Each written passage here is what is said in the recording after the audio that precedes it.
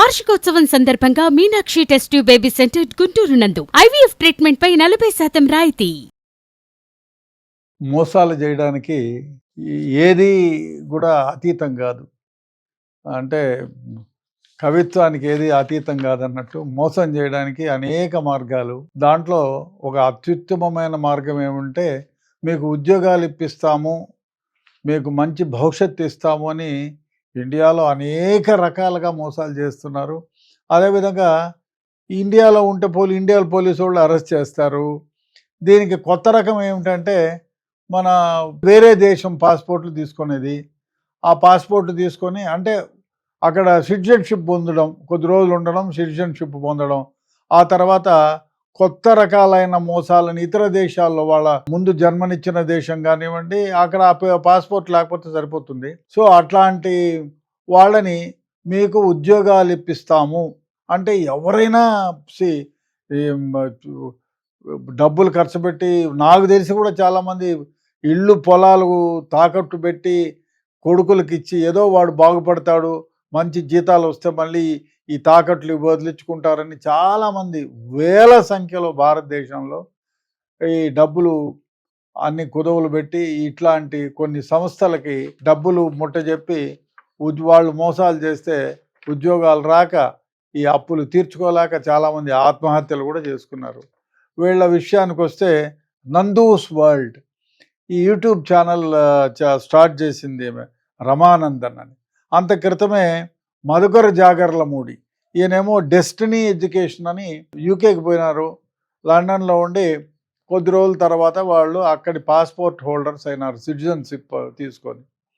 తర్వాత ఏం చేసినారు, వాళ్ళు ఏదో ఒక రకంగా ఇండియాలో ఉండే వాళ్ళని మోసం చేసి డబ్బులు సంపాదించాలని, అయ్యా మా దేశానికి వస్తే ఇక్కడ మేము డెస్టినీ ఎడ్యుకేషన్, మా దగ్గర ఎడ్యుకేషన్ సంస్థలు ఉన్నాయి, వాళ్ళు మాకంతా ఉంది, అదే కాకుండా మాకు ఇక్కడ ఆఫీసులు ఉన్నాయి, అందులో మీరు పనిచేస్తే మీకు మంచి జీతాలు ఇప్పిస్తాం, అదే కాకుండా మా ఈ కన్సల్టెన్సీ ద్వారా లండన్లో యూకేలో ఉండే అన్ని సంస్థల నుంచి కూడా మాకు వడంబడికలు ఉన్నాయి, వాళ్ళకి చెప్పి మీకు ఉద్యోగాలు మంచి మంచి ఉద్యోగాలు ఇప్పిస్తామని చెప్పి అనేక రకాలుగా ప్రకటనలు చేసి యూట్యూబ్ ఛానళ్ళ ద్వారా అది ఇది చేసి, ఇంకొక రకంగా ఏమంటే కొందరు అమ్మాయిల్ని ఇక్కడ వాళ్ళ ఆఫీస్ తరఫు నుంచి వర్క్ ఫ్రమ్ హోమ్ అనో లేకపోతే ఆఫీసులు పెట్టారు. ఒకటి విజయవాడలో పెట్టారు, ఒకటి గుంటూరులో పెట్టారు, ఒకటి హైదరాబాద్లో పెట్టారు.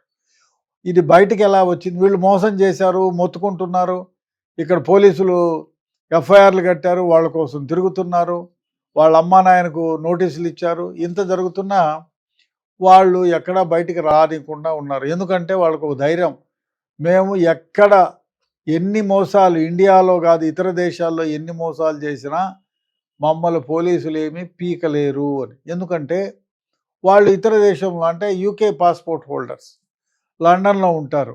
మనము వాళ్ళని అరెస్ట్ చేయాలి అంటే ఏం చేయాలి, సిబిఐకి రిక్వెస్ట్ పంపించాలి. ఆ సిబిఐ వాళ్ళు ఇంటర్పోల్కు రిక్వెస్ట్ పంపిస్తారు. ఆ విధంగా ఒక రెడ్ కార్నర్ నోటీస్ వాళ్ళకి ఇస్తారు. ఇది అన్నీ జరిగేటప్పటికి ఒక 2 ఏళ్ళో 3 ఏళ్ళో అవుతుంది. అదే కాకుండా అక్కడికి వెళ్ళిన తర్వాత ఇండియన్ చట్టాలు వాళ్ళకు వర్తించవు. మనం ఏదన్నా పెద్ద ర్యాంక్ ప్రైమ్ మినిస్టర్ ర్యాంకులో కలుగజేసుకొని ఈ పెద్ద తతంగం వాడు ఇండియాకు మోస్ట్ వాంటెడ్ క్రిమినల్ అని చెప్పి ఒడంబడిక ప్రకారం తీసుకురాగలిగితే తీసుకురావచ్చునేమో. ఎందుకంటే ఇప్పుడు విజయ్ మల్య అట్లే వెళ్ళిపోయాడు, ఆయన అంతే యూకే పాస్పోర్ట్ హోల్డర్, ఆయన ఏం పీకలేము. వందల వేల కోట్లు తీసుకొని వెళ్ళిపోయాడు. ఆయన ఆస్తులు అవి ఇక్కడ వదిలేసి వెళ్ళిపోయాడు. చాలా ఆస్తులు అక్కడ కూడబెట్టుకున్నాడు. అదేవిధంగా నీరవ్ మోడీ, వీళ్ళంతా ఇట్లా చాలామంది, వీళ్ళతోడు చాలామంది మోసాలు చేసి అక్కడ పాస్పోర్ట్ హోల్డర్స్, వీళ్ళని ఇండియా చట్టాలు వర్తించవు వాళ్ళకి. అందువల్ల మధుకర్ జాగర్లమూడి, రమానందన్ వీళ్ళు పెద్ద ప్లాన్ చేసి భారతదేశంలో ఉండే వాళ్ళకి అడ్వర్టైజ్మెంట్లు ఇచ్చి అదేవిధంగా ఒక అమ్మాయిని నియమించారు ఇక్కడ. ఆ అమ్మాయి ద్వారానే బయటకు వచ్చి, ఇంకా చాలామంది అమ్మాయిలు ఉంటారు, అబ్బాయిలు ఉన్నారులే, విజయవాడ ఆఫీస్లో, గుంటూరు ఆఫీస్లో, హైదరాబాద్ ఆఫీస్లో. ఈ అమ్మాయితో ఎడ్యుకేషనల్ ప్రకటనలు ఇప్పించి వాళ్ళు ఇప్పిస్తే డీటెయిల్స్ తెచ్చుకొని ఈ మధుకర్ ఈ అమ్మాయికి పంపించేవాడు. వీళ్ళకి అందరికీ వాంటెడ్ ఉండి మీరు ఎట్లన్నా ప్రలోభ పెట్టండి అంటే, మీరు ఇట్లా లండన్లో మీరు పాస్పోర్ట్ అదే ఉద్యోగానికి అప్లై చేస్తే మీకు మంచి భవిష్యత్తు ఉంటుంది, మీకు మంచి లాభాలు మంచి జీతాలు ఉంటాయి అని చెప్పి వాళ్ళని ప్రలోభపెట్టి ఆ అమ్మాయి మాట్లాడడం, మీకెందుకు ఇంత ఫీజు ఇంత ఫీజు అని చెప్తే, సరే వాళ్ళు డైరెక్ట్గా కొంతకాలం రమానందన్కి అదేవిధంగా జాగర్లమూడికి మధుకర్ జాగర్లమూడికి పంపించేవాళ్ళు. కొద్ది రోజులు అయిన తర్వాత వీడేం చేశాడు, అమ్మో పోలీసులు ఎప్పుడన్నా ఇవాళ కాకపోయినా రేపు అరెస్ట్ చేస్తేనో నాకు నా అకౌంట్లో ఉండే డబ్బులన్నీ బయటపడతాయి, నేనే వాళ్ళ దగ్గర డైరెక్ట్గా తీసుకున్నానని ఇక్కడ పనిచేసే అమ్మాయి ఇంట్లో నుంచి పనిచేస్తుంది, ఆ అమ్మాయి వర్క్ ఫ్రమ్ హోమ్, ఆ అమ్మాయికి చెప్పినాను ముందు హైదరాబాద్లో పోయి పని చేయంటే, నాకు ఇంట్లో పరిస్థితులు బాగాలేవండి, నేను వెళ్ళను, ఇంట్లో నుంచి అయితేనే ఉద్యోగం చేస్తాను.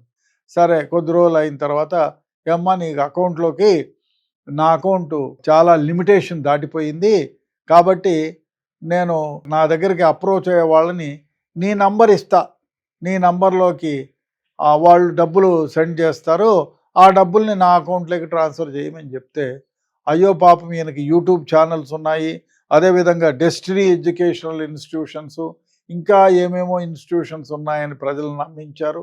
ఈమె నమ్మి ఓ ఇంత పెద్ద ఇన్స్టిట్యూషన్స్ ఇదంతా కదా, ఇదే మహాభాగ్యం అనుకొని ఆమె దగ్గరికి చాలామంది క్లయింట్లను నా అకౌంట్కి పంపించమంటే ఆమె అకౌంట్కి వాళ్ళే చెప్పేవాళ్ళు, మధుకరు జాగర్లమూడి రమానందన్ ఇద్దరు చెప్తే ఈ అమ్మాయి అకౌంట్కి ట్రాన్స్ఫర్ చేస్తే, ట్రాన్స్ఫర్ చేసిన నిమిషాలలోనే ఈ అమ్మాయి మధుకర్ జాగర్లమూడి అకౌంట్కి ట్రాన్స్ఫర్ చేసింది.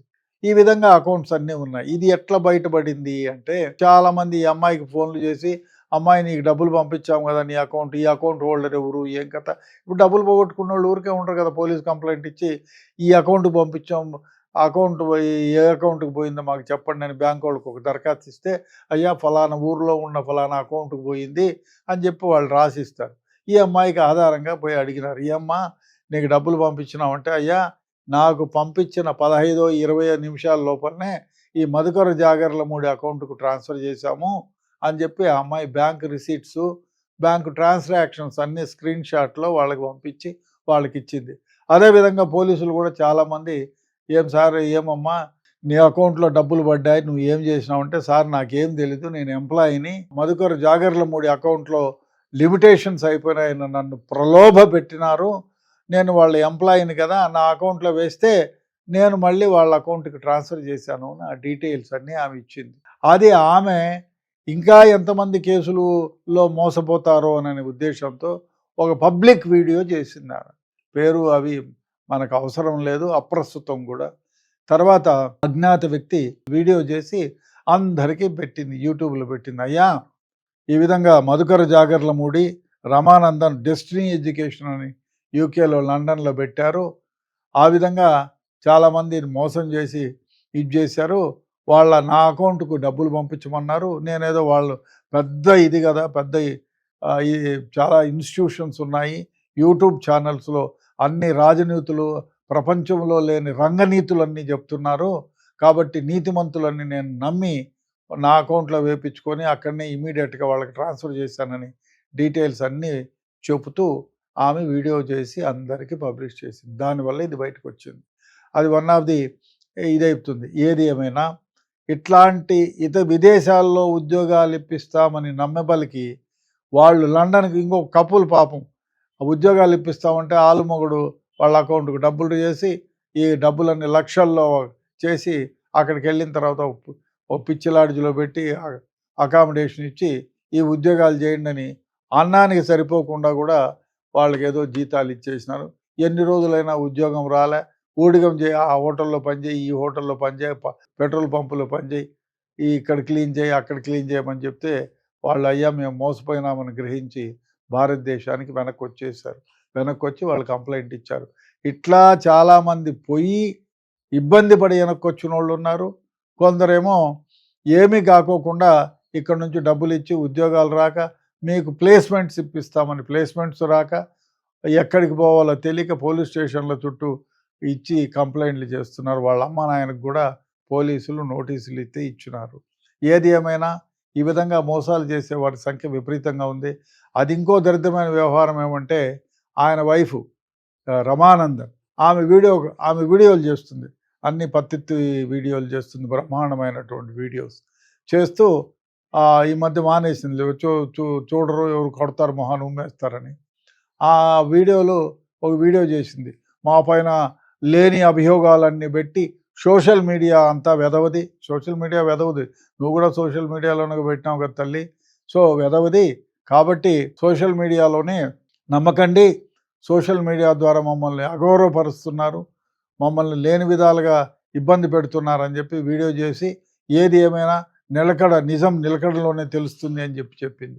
అదే కాకుండా ఒక అడ్వకేట్తో కూడా వాళ్ళు లండన్ పాస్పోర్ట్ హోల్డర్లు, ఇండియాలో మీరు మోసపోతే మీరు ఏమీ పీకలేరు వాళ్ళని అని ఆమెతో కొసమెరుపు కూడా, నాకు వాళ్ళు ఫ్యామిలీ చాలా రోజులుగా తెలుసు అంటే మోసాలు చేసే వాళ్ళని ఇది చేస్తారా అండి? తప్పు కదా. అందరూ చాలామంది మోసపోయినారు, కంప్లైంట్ ఇచ్చినారు. ఇతర దేశాల్లో ఉంటే ఎట్లా పట్టుకుంటారు? ఇప్పుడు నీరవ్ మోడీని ఎవరు పట్టుకున్నారు, విజయమాల్యాని ఎవరు పట్టుకున్నారు? కాబట్టి ఇట్లాంటి వీడియోలు సపోర్ట్ చేసే వాళ్ళని కూడా డెఫినెట్గా చేయకూడదండి. ఎందుకంటే చాలామంది చాలా విషయాలు తీసుకొని చచ్చిపోయిన వాళ్ళు ఉన్నారండి, ఉద్యోగాలు రాక ఆత్మహత్యలు చేసుకున్న వాళ్ళు ఉన్నారు చాలామంది. దయచేసి ఉద్యోగాలు ఇప్పిస్తే చాలా సంతోషం, ఇప్పించిన వాళ్ళు గమ్మున ఉండండి. ఉద్యోగాలు ఇప్పిస్తామంటే వాళ్ళకి వయసు అయిపోతుంది, నీ చుట్టూ తిరిగి నాకు తెలిసిన కుర్రాళ్ళే, ఆ విజయవాడ కుర్రాడు ఉన్నాడు ఇక్కడే, ఈ మధ్య ఎక్కడో పనిలో పెట్టించినాం పాపం. ఏదో మోటార్ సైకిల్ నడుపుకుంటే యాక్సిడెంట్ అయితే హైర్ చేసి మోటార్ సైకిల్ నడుపుకుంటుంటే ఇట్లా వాళ్ళు చాలామంది ఉన్నారండి. ఎందుకంటే ఉద్యోగాలు ఇప్పిస్తామంటారు, డబ్బులు ఇప్పించుకుంటారు, లేదు ఆ కంపెనీనే ఎత్తేస్తారు, వాడు ఎక్కడ ఉన్నాడో అడ్రస్ తెలియదు. ఎన్నిసార్లు ఊరు మారిపోతున్నారు. ఇట్లా ఏం చేస్తారు చివరికి? ఇప్పుడు ఉన్న ఎకరమో 2 ఎకరాల పొలం కుదవబెట్టి డబ్బులు తీసుకొచ్చిపోయినాడు. అక్కడ పొలము అది ₹2 ₹3 వడ్డీకి తెస్తే అది మీటర్ తిరుగుతూనే ఉంటుంది. వీడికేమో ఉద్యోగం రాదు, వీడేమో ఉద్యోగం వచ్చిందనే భ్రమతో కొందరు పెళ్ళిళ్ళు చేసుకొని పెళ్ళాలను వదులుకున్న సందర్భాలు ఉన్నారు. కాబట్టి దయచేసి మీరు ఉద్యోగాలు నిజంగా ఇప్పిస్తే మహా సంతోషం, లేకుండా ఉద్యోగాలు ఇప్పిస్తామని చెప్పి భ్రమ పెట్టి వాళ్ళ జీవితాలతో ఆడుకోకండి. ఆ అబ్బాయి జీవితం నాశనం అవుతుంది, ఆ అప్పులు తెచ్చిన తల్లిదండ్రులు అందరూ కలిపి ఉర్రేసుకొని సావాల్సి వస్తుంది. కాబట్టి దయచేసి ఇట్లాంటి వాళ్ళని సపోర్ట్ చేయొద్దు. ఇట్లా మోసగారి వాళ్ళని డెఫినెట్గా చట్టాలు ఏమి చేయలేవు అనుకుంటే నిజమే, ఏమి చేయలేవు. ఇతర దేశాల్లో పాస్పోర్ట్ హోల్డర్స్ ఉంటే మనం ఏం చేయగలుగుతాం? అక్కడ ఇప్పుడు టైం పడుతుంది. నేను సిఐడిలో పనిచేసే కాలంలో కూడా మాకు రెడ్ కార్ అక్కడి నుంచి ఇప్పుడు ఇతర దేశాల నుంచి, అమెరికా నుంచి వచ్చిన సందర్భాలు ఉన్నాయి. నేను ఎంక్వైరీ చేశాను. వాడు ఇక్కడ ఈరోజు మన స్టేట్లో ఉన్నారంటే సిబిఐ నుంచి మనకి ఇంటర్పోల్ నుంచి వస్తాయి. ఇంటర్పోల్ నుంచి వస్తే వాళ్ళ అడ్రస్లు కనుక్కొని చెప్తామయ్యా మా దేశంలో ఉంటే ఇక్కడ ఇన్ని రోజులు ఉన్నాడు, తర్వాత వేరే దగ్గర ఇక్కడ లేదు, ఉత్తరప్రదేశ్ బీహార్కో వెళ్ళిపోయినాడు, బీహార్లో ఈ అడ్రస్ ఇచ్చినారు మీరు కనుక్కోండి. అక్కడ అది ఫాల్స్ అడ్రస్ ఉంటుంది. అదేవిధంగానే ఉంటుంది. మేము కూడా చాలా ఇంటర్పోల్ ద్వారా, నేను సిఐడిలో ఉన్నప్పుడు సిఐడిలో ఆఫీసర్ ద్వారా మాకు ఇస్తారు ఎంక్వైరీకి. అదేవిధంగా కూడా ఇతర దేశాల్లో ఉండే వాళ్ళకు కూడా ఇదే వర్తిస్తుంది. కాబట్టి దయచేసి ఉద్యోగాలు కావాలనుకునే వాళ్ళు ఇట్లాంటి వాళ్ళ ఉరిలో పడకండి, అట్లాంటి ఉచ్చులో పడకండి. ఉరి అది, ఉచ్చు కాదు. ఉచ్చుగా అనడం తప్పు, ఉరి. ఎందుకంటే డబ్బులు ఇప్పుడు కోటీశ్వరుడు డబ్బు ఉంటే వాడు ఏదో వ్యాపారమో టీ బంక్ పట్టుకొని అన్న బతికిపోతారు కదా. అది లేనోడే కదా ఇల్లు బొల్లో ఏదైనా పెళ్లి చేసుకోవాలంటే వాడు కట్టం తీసుకున్న డబ్బుల్లో, లేకపోతే ఆ నగలో కుదవబెట్టి ఏదో చేసి అమ్మో ఉద్యోగం ఇస్తే నేను బతికిపోతాను అని చెప్పి చేసింది. చాలామంది అత్తమామలు కూడా మా అల్లుడికి ఉద్యోగం వస్తే నా కూతుర్ని పువ్వుల్లో కాళ్ళల్లో పెట్టుకొని సాగుతాడని చెప్పి డబ్బులు ఇచ్చిన సందర్భాలను నాకు తెలుసు. కాబట్టి ఇట్లాంటి కేసుల్లో చాలామంది మోసపోకుండా జాగ్రత్తగా ఉండాలని నా మనవి, కోరిక.